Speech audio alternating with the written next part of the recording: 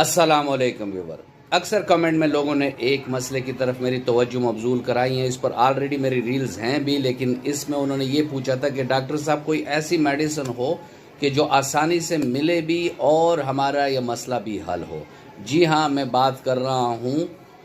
बच्चों में पेट के कीड़ों का मसला, क्योंकि इसकी वजह से बच्चों की ग्रोथ यानी उनकी बढ़ोतरी रुक जाती है, उनके जिस्म में न्यूट्रिएंट्स की कमी हो जाती है, उनके जिस्म में खून की कमी हो जाती है, उनके पेट में दर्द होता है, रात को वो बेआरामी महसूस करते हैं, सो नहीं सकते सही तरीके से। और बाज़ बच्चों में ये भी देखने को मिला है कि जिन बच्चों के पेट में कीड़े होते हैं तो वो रात को नींद की सूरत में पेशाब भी कर जाते हैं बिस्तर पर। तो इन